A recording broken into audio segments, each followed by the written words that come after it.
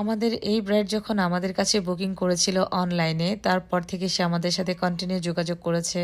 সবসময় সে আমাদের সাজের সম্পর্কে এর নানান তথ্য জানতে চাইতো যে আপু আমার লুকটা কিভাবে করলে ভালো হবে। তখন তাকে একটা কথাই বলেছি, আমাদের উপরে একটু ভরসা রাখেন, আপনি আসেন আপনার স্পেশাল ডেতে, আমরা চেষ্টা করব যেন সাজটা আপনার মতো করে সুন্দর একটা লুক ক্রিয়েট করে দিতে পারি।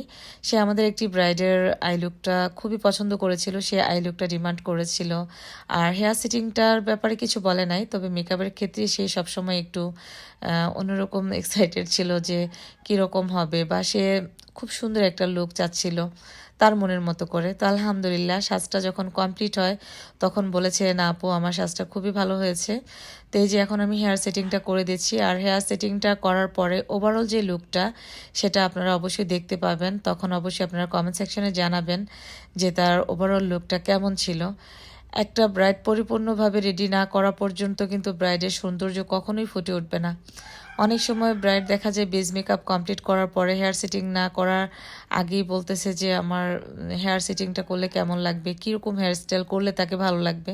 তখন তাদেরকে আমরা একটা ভরসার জায়গা অবশ্যই দিয়ে থাকি, আপনি আপনার মনের মতো সার্ভিসটা আমাদের কাছে পেয়ে যাবেন, আপনি যেভাবে চাইবেন সেভাবে কিন্তু আমরা কাজটা করে দিব। তো আলহামদুলিল্লাহ সে কাজটা পছন্দ করেছিল।